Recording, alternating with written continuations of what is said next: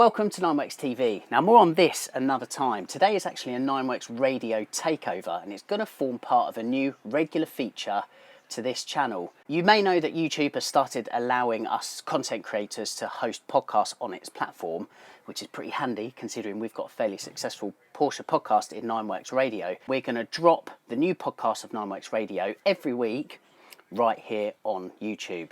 The first one is a cracker that you're about to enjoy. It's with Mike Brewer and Marc Elvis Priestley from the television series Wheeler Dealers. It's worth pointing out that we'll video most of our podcast, but not all of them. Nevertheless, every single episode will be published on the YouTube channel. You can see it right here. For now, please enjoy our chat with the guys from Wheeler Dealers.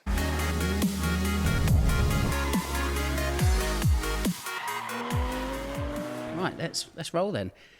Mike Brewer and Marc Elvis Priestley, welcome to 9WERKS Radio. Thank you very much. Thanks for having us. Good to have you. Yes, our pleasure. We're not quite sure where we are, Andy, to be honest with you. Like, we were following the sat nav. We don't know where it took us, everywhere and everywhere. Do you want us to tell you geographically where you are in the country? I'd like to know. I'd like to come back and take that 205 rally sitting out front you there. You can't do that, but you are sitting on a secret rocket test facility, which is a layover from the end of the Second World War, and in the 1950s, 60s, 70s, 80s, this is where they tested rockets. Oh, right, okay. So you would see the blast walls as you drive around. There's buildings dotted around this place where they just used to lay these rockets down and light them up and test them, and they're incredible. We took a tour around it, didn't we, a few months back? It's an incredible place. I bet it's brilliant. Yeah, it's big, isn't it? Got some proper history. Yeah, it explains the patina, I would say, on the buildings. Yes, welcome to our workshop. As you can see, it is old, tired, and although we're almost in frozen summer, you can feel how cold it is. I bet it's been cold through the winter. It's biblically cold in here. Me and Elvis have tried all kinds of things to warm it up, other than setting fire to the cars. It is a very, very chilly place to come to work. It's not good. Definitely thought about doing that. We've actually put up on the ceiling right there. I know that this is a podcast, so you can't see it, but that there is microwave heat. So we actually cook ourselves with infrared heat as well. Anything to get some warmth. I thought that was our flashy Bose speaker or something. It's microwave heat. It's a pleasure to be here. You've been filming today, of course. So we're at the end of a day of filming. So as I say, we appreciate your time. This is it's a genuine workshop. It's not like a setup. No, this is a real workshop. They used to repair the undercarriage of Lancaster bombers in these two workshops that we've got. And it's still running and functioning as a real workshop. You know, this is a real car on a real ramp with real tools, and this is where the work happens. Yeah, where the magic happens. Yeah, it's a busy old place because it's a constant stream of cars coming through. But yeah, genuinely, this is where it all happens. Nowhere else. Yeah, it's amazing, really. I feel like I've grown up with Wheeler Dealers, to be honest. 18 series now I've been reading. But 20 years. Okay, 20 yes, years. yeah. 20 years. And that definitely explains it. So, I mean, Mike, you've clearly still got the passion for it because you're still doing it. Yeah, I mean, it comes down to the amount of money they pay me. The gravy train. I love it. No, I'd do it for free, but don't tell them that. Yeah, I mean, this is my world. You know, I'm fortunate enough to be basically getting paid to do what I do as a hobby anyway. I don't know much else. I love cars. I love fixing cars, love restoring cars, love to put them back on the road. But the chance that I get to do it in front of hundreds of millions of people around the world and do it with one of my best mates, it's just a thrill. You know, it really is just a thrill to be able to do it. And after 20 years, when you think, we should be getting, you know, I should be getting tired with this. And, you know, we've just had a big meeting in our office about the next evolution of Wheeler Dealers, because we've had spin-offs in the past, Trading Up and Dream Car. And we're just talking about another evolution of Wheeler Dealers, and as we're sitting there discussing it, the excitement in the room is palpable. You know, palpable. You can actually feel it start to fizz in the room. And after 20 years, that's a blessing. You know, to be working with creative people. You go, what if we do this and we can do that? We can do it, and we're all trying to speak over each other to come up with more and greater ideas, and I love that. Fantastic. That's quality. It's awesome to see you like you've genuinely still got the buzz for it. Clearly. Oh yeah, love it. Either that or there's something in the coffee. I'm drinking water. As you can see. It'd be interesting to know, Mike, what you would describe yourself as, because like online, you read journalist, presenter, car dealer. So how do you describe yourself? A bloke. Yeah. It's the easiest way to do it. I'm just a bloke. I'm nothing special. I'm born into a very poor family in South London. I've clawed my way up by just basically being nice to people. It's really easy to be nice to people and harder to be nasty. So when I was young, I started off buying and selling cars, and when I was doing it, I did it in the most honest way in an industry back then that was a very dishonest industry. I did it in the most honest way I could do, and I somehow managed to carve a career out of doing it very successfully, which led me on to this. So I think I'd describe myself first and foremost as I still sell cars today. I still have Mike Brewer Motors today. I went past that the other day. It's up north somewhere. Up north in Sheffield. We both drove past after our cars I think coffee. I'd still describe myself today as a car dealer that just happens to do a TV show on the side, if you like. Okay, so at this point it's good to bring in Elvis. So it's quite a change up from being an F1 mechanic, swapping spanners for the small screen. Really, that's a very different job. It is very different, but it still has cars at the heart of it. And the very reason I got involved in Formula One in the first place was because I was fascinated by the cars. I remember being a kid, and as many kids do, you want to be a pilot, a fighter pilot, an astronaut, or a racing driver. And I wanted to be a racing driver briefly, but very quickly that turned to the sort of engineering side. I was fascinated by the cars when I watched Formula One on telly, more so than the drivers and the personalities. So all of that whole career that then I went into through Formula One, which I loved, always had cars at the centre of it. So I think there is something of a natural progression and almost full circle coming back round to getting back onto the spanners now here on Wheeler Dealers that I absolutely love. Because actually when you go through any career, you tend to sort of get promoted away from the thing that first got you in it. And that's what happened to me in Formula One. Eventually you sort of move off the tools and you become part of the management structure. But what I really enjoyed was getting my hands dirty on the cars. So that's what I've now got with this opportunity at Wheeler Dealers. Yeah. It's a very different set of skills required to understand the mechanical kind of layout and concepts and science behind a car, but whilst relaying that to the every man and woman on television. And even with what we do on YouTube with 9WERKS TV, even today we were filming down at Right Tune, a Porsche specialist, and we get on with the guys fantastically well there. They know their stuff. Give them a microphone, and everybody freezes. And that's because there is a certain set of skills required to do that. And obviously, Mike, what you're saying, you're a car dealer at heart to a presenter, and Elvis, you're the same thing. That's very difficult, I think. Yeah, but at the heart of it is just communication. Whether I've been blessed with it or I've developed it, I think I'm pretty good at communicating generally in life. And that's all this is. It's communicating sometimes quite complicated ideas into a simple enough format that everybody can understand, or teaching them how to do something that they might feel a bit daunted by. And it all just comes down to clear communication. So I think it's the same for you, isn't it? It is. That's what's at the heart of all this. It is. Plus, we've never chased this. This isn't something we went to school and studied to be. This has just happened to both Elvis and to me. And I think we then come at it a natural way. We don't come at it a false way. We don't try to over-present. We're just two guys that basically love fixing up cars. It's as simple as that. And if we can talk to the audience the same way that you can talk to your mate about fixing up the cars, and I think Elvis has got that. In fact, Elvis and Ed in the past, they all had that ability to look at the camera as if they were trying to describe it to their friend down the pub. And that's the skill of being a wheeler dealer. It really is. What was the kickoff for the first Wheeler Dealer? How did it happen? So way back in 1997, Is it that long before ago? you were born, I do believe. Very generous, Mike. Very generous. Back in 1997, I did a show on Channel 4 called Deals and Wheels. Yes, remember that. And that was the first ever sort of car flipping program. You see these cars being flipped by people, genuinely. Yeah. And I was just narrating on what was happening on screen. And I was being pestered by that Channel 4 production company to show my tricks and tips, show how to buy a car, fix it up and to sell it.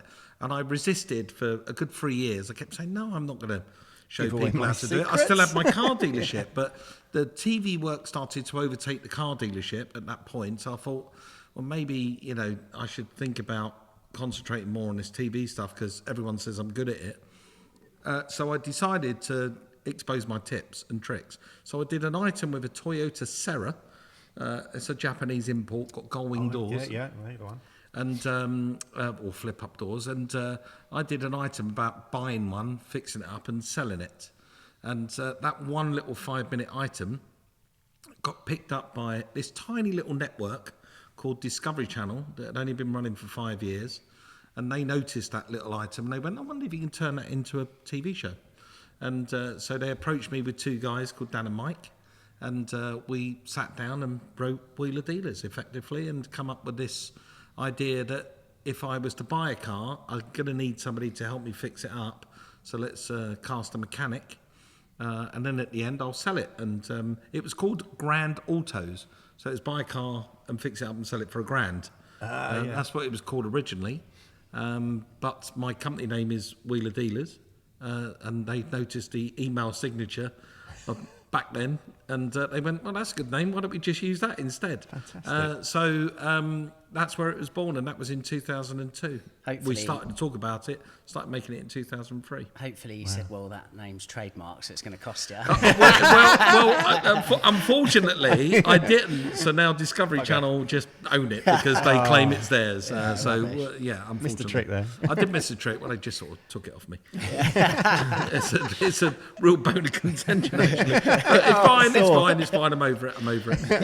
yeah. It sounds it. They're the bill payers, so let them do what they want. In the latest series, 'cause obviously we're all Porsche, and I know you do plenty of other stuff, but of particular reference of interest to us and our audience is the 911 SC that you guys have been working on. car. So yeah, I mean, well, Andy's got one outside, to be fair, so it's nice to bring it up. They are cool cars. Like, Do you know, it's one of my favourite cars that we've had in my time on this show. Certainly, I think it is my favourite. I wanted to buy that car at the end of the show, you? but Yeah. the network wouldn't let me. Rubbish, yeah. Yeah, it's a great car. They're all great cars. I'm a massive Porsche fan. Mike clearly is. He owns half of them.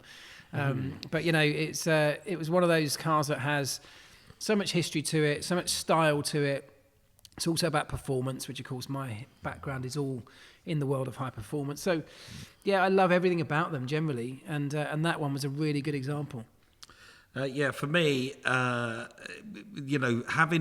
an SC at that price point on Wheeler Dealers for the money I found it at was a godsend. I thought, could I squeeze another 911 into Wheeler Dealers? Because they've been really good to us. Yeah. Almost every season we tried to squeeze a Porsche into it, and, because I'm stupidly nuts about them. Even when we did Dream Car, we did a 924 and we had to squeeze one of those into the show. It doesn't matter what it is, and as long as it's got that Stuttgart badge, I want to feature it. Is it good for viewer numbers? It's good, because, the Wheeler Dealer audience, they're non-aspirational. These are people that want an everyman classic. Yeah. They want something they can afford. So when a car like that comes along at that price point, I think it was 26 grand as an abandoned restoration project, they don't come up. When was the last time you see a car at that price point? It was a hell of a find. It was a hell of a find. Yeah. So, and when I went to look at the car, I realised that it was nothing that was, that was not outside of our wheelhouse. Yeah. We could definitely handle what I was seeing. I knew that underneath the paintwork was good. It had been painted. It just hadn't been put back together properly. Yeah. But the one thing that did it for me over everything at the car, and I think everyone got fed up with me saying it repeatedly over and over again, was the Pasha interior. As soon as I see that Pasha interior, I would have paid 26 grand just for that alone. I was like, I'm having that car with that interior. It's definitely coming back with me. Yeah. And fortunately, Elvis just had the same. As soon as you see it together in the car, it's just mesmerising. The whole thing was mesmerising. Yeah, Pasha's cool, isn't it? His Really Pasha cool. is so cool. Yeah.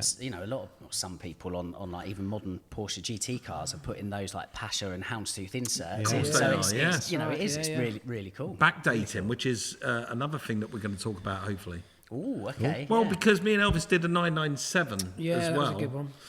which was a really good car. What, in this series? On the previous series. Okay. Yes, yeah. I've not seen that. So we did a 997 Yeah. on that previous series, and that was a really good car. Found at a really good price point because it had that 997 issue, which was bore stroke. Or bore score, sorry. Because it's got bore score, who do I have in the workshop to repair it? Ta-da! Bet you a chuff for that. Well, do you know, I mean, I'm over getting disappointed when one of these cars comes back and there's a horrible job to do, because that's, of course, the very point of the show. They've all got horrible jobs to do. But that one was actually really interesting. And I love getting down with that proper engineering, where we took the engine off to a company up north and stuck it on their machines. And I love stuff like that. You know, I don't have that equipment in this workshop. So sometimes it's really nice to get out and go and, you know, use my skills and talents in another place that has amazing equipment, in amongst other experts in that field. And learn so much as exactly, well. I learn as much as I'm teaching anybody, you know. So it was a really great experience. And the engine that we turned out at the end of it, because that's a real weak point of those cars, we knew that was not only fixed but protected for the future. They have a great system that they do, that they use up at Hartech. And so we turned out a car that was, you know, almost bulletproof for a long time into the future. And there's not many of those, particularly with 997s. They've all got that weak point. So I feel like we did some really solid work, and that produced a really solid car at the end of the show. Yeah. But the styling part of it, both myself and Elvis have noticed. Particularly, I lived in California for 6 years, which is I'm Porsche, sorry to hear that, which is Porsche central. I mean, it's it's like seeing an MG over here. They're just everywhere. And when I come back, I was, I bought my own collection back with me, and I'm Porsche mad, all the rest of it. But both me and Elvis, we talk about them all the time. You know, he wants a 964 desperately. So we're talking about them all the time, but we both keep discussing about the fact that everyone in the Porsche world, even Porsche themselves, are backdating cars. So people are buying G-bodies and turning them into earlier long-nose cars. That's a well-trodden path. Lots of people are doing that. And we noticed that even Porsche themselves were starting to backdate more current cars. So we thought, well, this is something we can lean upon in the programme. So I think what we turned out was an amazing car, because it was a 997, but we did a ducktail, we put Fuchs alloys on it, we did the stripe down the side. Copying your Carly. Yeah, and we backdated it, and it's the only thing we didn't do. And it's the bit that, if we had the budget and the time and the money, me and Elvis would have put Pasha inserts in those seats, and it would have been the complete package. But no, that's the only thing we didn't do. But backdating that 997, we turned out a beautiful car at the end. I was really pleased with it. Yeah. From a mechanical point of view, I mean, Andy's got a 993, and if you have the 993 versus like my 996 on the ramp, if Andy's undoing everything comes off. Yeah. Whereas a 996 and a 997, a lot of alley on steel, it battles you the whole way. There's lots of corrosion. So That's true. I assume the SC therefore was a bit more straightforward. Well, in that regard, the SC was already in bits when we got it. It was putting it back together. Making sure you had all the bits. So that was the first thing. It turned up in boxes. Oh, shit. But yeah, I mean, you're right. That particular era was... And also the fact is they need to come apart quite often, and they do become difficult. They do throw up a challenge. So, but that's part of what we like to do on here sometimes is take on those kind of challenges, not just with Porsches, but with any car, when you struggle to get something undone. And this is the sort of thing that happens to everybody on their driveways every single weekend, is trying to show them little tips, whether it's applying heat to certain things or different types of lubricants, different tools, making your own tool. It's thinking outside the box to get something undone without breaking it, that's going to cost you more money or cause you more Yeah, problems. but you did break something, didn't you? I mean, I've broken loads of things, Yeah, but on that, didn't you break a stud? On the SC. On Well, the I SC. didn't break it. It was already broken. Well, that's It what wasn't you me, told- Governor. Oh, it wasn't me. That's got a big old responsibility. Your nose is growing, Elvis. You've got to knock No, the microphone over. No, that is right. On the SC, it was the engine had one of the cylinder head studs had snapped, which is not that uncommon. Yeah. So that was another job we had to do on that one. But yeah, that was like I say, that was with the 997, we future-proofed it with the bore score fix and the preventative measures, which were great. With the SC, it was less about the engine, but I sort of stripped it to have a look at it and give it a bit of a service, and then gradually started finding more and more things like snap studs. So again, in the end, that had a full top-end rebuild. It ended up being a really solid engine. So I never like to let a car go out of here, and Mike's the same, without it being in the best condition possible. And sometimes, and people won't know this at home, but we do a lot of stuff off camera, don't we, that's never featured, just purely because we don't ever want one of our cars to leave here, go out into the world, and not then get pulled apart, I well, guess, exactly, not be in the best state possible. So if you buy a wheeler dealer's car, you tend to get one that's even better than it looks on telly. Yeah, I mean, I get inundated with people online saying, "Oh, I see it had a new set of tyres and brakes on it." Yeah, it did. I'm not going to include it on the price at the end because I do it on every car. We do it on every car. It's a consumable anyway, we want the cars to be safe and roadworthy and to make sure that people get a decent car when they leave it. Yeah. Thing is, like once you sell it to somebody, say, and then a couple of years later they're selling it to somebody else, well, it's still your car, it's got your name on it. So Yeah. it's important, always it's got- imperative, therefore, that... Yeah, And we want to be proud of it, and we always are proud of them. It's a really important factor. I've got a lot of attention to detail in my blood, and Mike's the same. So we do pore over these things, and we production are like, come on, get on with it. We're running out of time, but we're not willing to let cars go that are not. As I say, we've not done the best job possible. Even if it sometimes means running on a little bit, spending maybe a little bit more money, it's about what we're turning out. Yeah. Because that's what's important to us. I suppose, look, you've got to make great television, but also you have to kind of be considerate to budgets, because if you're not making something that conceptually is realistic, I suppose it's a bit harder for people to relate to. So I think you clearly had a lot more fun maybe with the 997 and the modifications, but the SC... by nature, they're worth a little bit more, aren't they? So was that kind of, you kind of remain fairly stock on purpose to kind of be considerate to that and originality, or? Yeah, well, the market for that car, because I've got a collection of those. The market for that car is based around originality, and when you find one with a Pasha interior, with a wow tail, you don't want to change it too much. You want to get it back to as stock as possible, because that's what the market is looking for. The car had already been painted, so it wasn't going to be a colour choice for us. We weren't going to repaint it a different colour. All we needed to do was to, the only thing that we did to that car that changed it away from being an original car was one tiny little modification upgrade, which was brilliant, which was a heated front screen. And it was just, we used the vehicle, if you pardon the pun, as a way to show that that's out there. That could have featured on any car. It could feature on a Land Rover, or it can feature on another one of our cars. But we thought, no, let's feature it in this Porsche because two reasons. The heating system in the Porsche 911 SC, our generation cars, is crap. The matrix will break down. Mine's broken down on all my ones. They just don't work. The screen never demists properly. They're awful. If you haven't got a car with air conditioning, they're terrible. They steam up on the inside.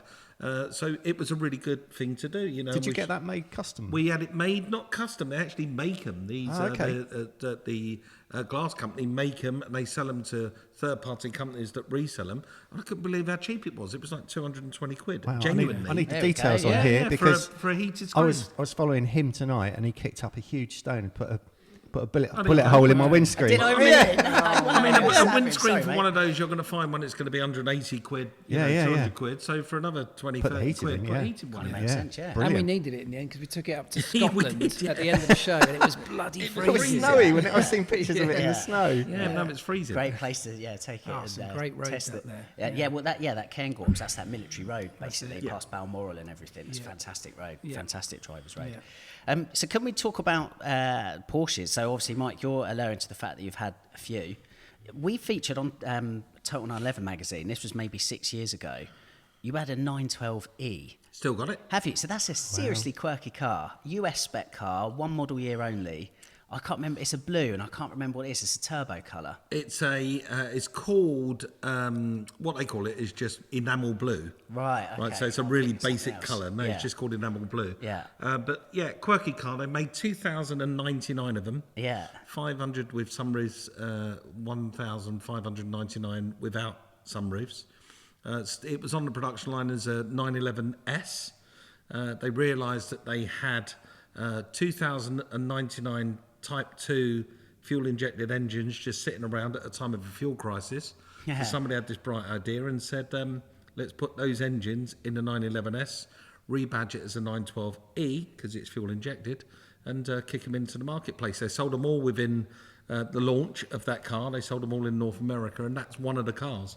And I absolutely love it. Out of the, I often say to Elvis and everyone, it's the car that I can drive at 10 temps. It's the only Porsche you can drive at 10 temps. I literally terrorise that car. When I walk up to it, it starts shaking because I can drive it flat. I mean, you just drive it flat everywhere you go. Momentum car. Yeah, And it's just immense. It's never going to swap ends on you. They handle, and I know this is controversial, but read Road and Track magazine from 1976. They handle better than the 911 because they're £100 lighter over the rear axle. Yeah. So you can mash any roundabout. It's hilarious. Go to a roundabout. It's a bit like, a Mini Cooper S. You go into a roundabout and you think, I'm doing something illegal here. There must be I'm going to get arrested. It shouldn't be this much fun. Well, it's the same in that 912E. You can literally just destroy any roundabout. And Did you buy that while you were over in I the bought US? that- Or Yeah, it's a really good story, actually, because I went to buy the DeSoto on Wheeler Dealers in the Ed years, and that was in Texas. And I went to buy this DeSoto, and whilst I was in this great big car dealership selling classic cars, I took a selfie, posted it up online and said, look at my office for the day. And an hour later, there was this guy sort of in the back of the shop with a baseball cap on, shuffling around. And we had to ask him to move several times. And he went, I've actually come to see Mike. I recognised the cars from his post. And I wanted to talk to him about my car. So I took a break out of filming and said, how can I help? He said, I've got a Porsche 912E. It's been hand-painted primrose yellow. This is a picture of it. Favourite colour. This is a picture of it. And I went, yeah, it's hideous. And he said, I'm gonna sell it. I'm selling it this week. It's got to go. I've got to pay for some medical bills. And I said, okay, what do you want for it? And he went, do you think you can give me $10,000 for it? Which at the time was £6,000. And I went, yeah, I think I could stretch to that. I think I can make that work. I can't see a problem with that.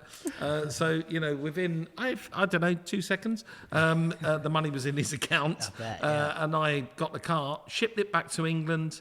And it wasn't until we were chipping away at the car, because some of the paint had flaked off, we were chipping away at the car. There was that blue underneath. Lovely colour. So I took the blue chip. I sent it to the Porsche Owners Club GB, which I'm a member.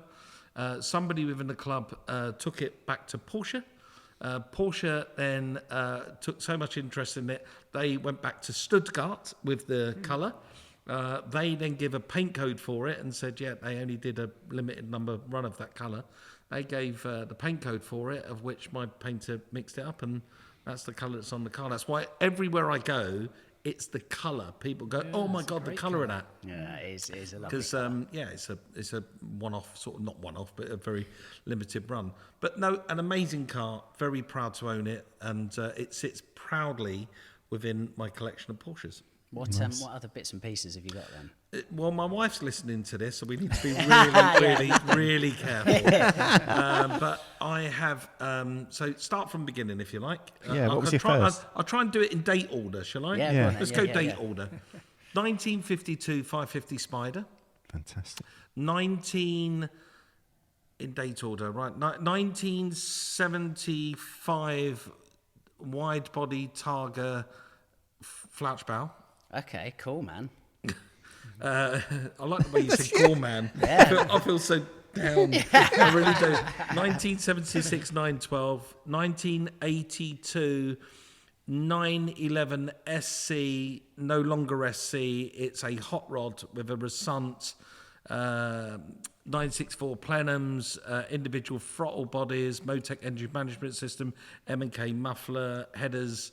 That thing is a beast, an animal. It's been customed, front and rear bumper customed. It's lowered down to the deck. It's got it's sitting on Group 4 wheels. It looks nuts. And you bought that here? because that was in the US, wasn't it? That was in the US. I've you done bought most that of the bought it back. Done most of the work here. Yeah. With some brilliant people. The Resant stuff was done in California. But what a car! It looks, it's almost 964S to look at, but it's not. It's a G body car that just My God, it's just awesome to drive. I just Sounds great It as well, sounds like a GT car. Yeah. It just sounds like it's going to blow up between every gear. Spins up to like 9,000 RPM. It's ridiculous. Then I've got a 1984 SC standard car, guards red with a whale tail, very much like the car we did on the show. Surprised you didn't nick the passenger interior out of the thing. No, well, I did. Thought about it. Desperately had to hang on to that. I kept saying it looked really good with just a black leather interior. Wouldn't it look good? The car on the show would have looked great would have with a looked- black leather yeah, it interior. would have Black done, leather yeah. interior. Black leather interior. Just go for it, and they weren't having they it. wouldn't do it. They won't have it. Okay. But no, I literally would have loved to have swapped the interior over. So where was I up to that car? What else do I have? So, I wish I had this No, problem. sorry, I missed one. 1968. This is in California, actually. 1968 2.2T Touring, which is a sports purpose build. So it's to compete in an R grouper. That car has had. When I bought that car, it was already a good car, but I've had some fabrication work done by Andy Elsner, who's the Porsche go-to fabricator in America. The engine has been rebuilt by Andile. So I had the Porsche race team rebuild me the engine, twin sparked it. I won't tell you how much it all cost, but honestly, this thing is ridiculous. It's got a centre filler neck, all carbon fibre bonnet, carbon fibre roof, carbon fibre deck lid, front and rear bumpers are carbon fibre. It's roll caged. I found the most unbelievable, can't fit in them myself, but they are the most beautiful 1968 period bucket seats with corduroy in the seats that are just 1968 FIA sanctioned harnesses. It's got a 1968 period correct Momo wheel. It's just unbloody believable. Sounds Straps lovely. to pull the doors open. Nice. It's a proper R grouper car. So that will be competing in lots of events in California. Chad McQueen, the son of famous Steve McQueen, coolest Porsche guy on the planet, he's going to run it in an event for us. And once that car's had fame and notoriety and it's been on the cover of several magazines, it will be for sale. Well, that one has to be because it's in Cali. I can't manage it from here. Yeah. It's been a struggle actually managing the build from here. I've had to fly over a few times to push things along. And it's worth too much money for me to hold on to. You know, it's worth fortunes of money. But at least you can say you've had it. Oh yeah, so Better to have I don't loved. even think. I'll be honest with you. I don't even think I'll get to drive it. And, Right, okay. That's a well, the seats are built for Elvis's hips. They're not built. I'll for, drive it. Yeah, exactly. They're not built It's for like TV they're not show, built for my naturally. hips. And then to top it all off, to put a little electric sprinkle on the top of it, I have a Taycan. Okay, yeah. Just is that just to tick the box, or is there any It's not. modicum It of was. passion? I'm crazy about Porsche, as you know, and this new car hit the market. It's electric. You can write it off if you've got a limited company. It was a good way to lose some money within the company and to have fun whilst doing it. So yeah, I bought a Taycan. It's bloody ridiculous. I absolutely love the thing. I don't regret a single part of that. Actually, it's some Cracking, people go, "Oh, you got an electric car, can't stand you, Brewer." And I go, "Well, when you're waiting for your electric bus to come and pick you up to take you to the post office one day, you'll think the same because it is incredible. It feels. I drove alongside that almost back to back. Well, in fact, they were back to back. A 2022 Turbo S. And we swapped. He drove my car, I drove his car, and then we drove each other's cars again. And I'll be honest with you, it's as engaging as the Turbo S. It's as it feels heavier, of course, and a little bit wider, but dynamics and the way it drives, other than the noise, Front axle is very Porsche-like. it's fantastic. Yeah, It's absolutely fantastic. Yeah. Steering wheel's the same. Dashboard feels the same. It feels. You do feel like you're in a proper quality Porsche. I love it. It's nice to hear something like positive about the Taycan. To be fair, Yeah, I don't know why, why these cars get a bit of stigma. Elvis drives a Tesla, and it's flipping. I've been driving it today. It's bloody amazing. They are incredible cars, and it's one of the best 911s I've ever driven in my life. Was at EV West in California. That was the car that went on the Omaze, buy a ticket for £10 and have a chance to win this car. Omaze tasked EV West in California, Michael Breen, to make a car, and he made I think it was 1969 911 electric. I went round the block in that, 450 horsepower, mode free, 450 horsepower. It was terrifying. I mean, but one of the most exciting things I've ever driven in my life. It was one of the best 911s I've ever driven was an electric one. Yeah, mad. That's okay, Elvis, I know you've got to shoot, but before you do, I'd like to ask you like what your kind of Porsche story is. I know are you actively looking for a 964? Because I do know of one. He's got me cast my eye over. It's definitely the dream. Yeah. I mean, I've always been a Porsche fan. I've never actually owned one. I've driven plenty. I've got a nice 993 for sale. If you want. Yeah, very fortunate. I've been very fortunate to drive a lot of them, which only ignites the passion further. So yeah, a 964 was always a dream, but I mean they are so expensive now. And actually, after we did the SC on the show, I've actually started looking for those. I mean, I did look at Mike's, one of the ones that he's just described to you. I looked at potentially buying that off him recently. So I've got the bug.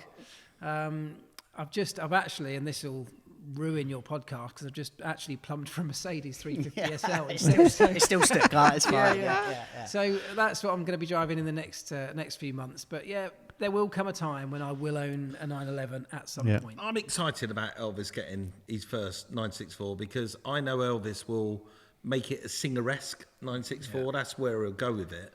And I could see it's going to be a very exciting car when he does eventually own one. Yeah, definitely. Yeah, well, they do leak a bit of oil, so that'll be the first job, I imagine. So yeah. Well, whatever I do, as I always try and do, I'll do it properly, and it'll be one of those things that I'll take my time over. There won't be the pressure of a production team on my back saying you can't spend any more than this, or you can't take any longer than this. I'll take as long as it takes. I'll spend whatever I need to spend, and when I do it, I'll do it properly. Buzzing. Well, we look forward to that. Obviously, we look forward to you guys keep doing what you're doing as well on Wheeler Dealers. Like, we love it. And as I say, I feel like I've grown up with that show. So it's great to see it still going. Well, thank you very much. Yeah, and it's a delight to have you come down to our workshop today and talk all things Porsche. It was great. Absolutely. Thank you. If you're saying about the 2.2T in the States, and you want some magazines to feature it, well, we're over there in September for Rennsport Reunion. I don't know if that was the event that you were on about with Chad. It's not at that event. Okay. It was meant to be ready this March, as in the one that's just gone. I got a funny feeling this car's not going to be ready until next March. Right, okay, yeah. So it's not going to make that event. But no, Luckenfeld was one that we was aiming for. But it's not going to make that either. Yeah. There's too many moving parts. There's a few people involved. The engine went off one direction, the heads went off in another direction, the fabrication went off somewhere else, and it's been a task to pull it all back together. And then the guy that was helping me put it together is an amazing fella, brilliant builder, great Porsche guy. He's had some problems and he couldn't get on top of it. So ultimately, we're working out a deal how to get it finished.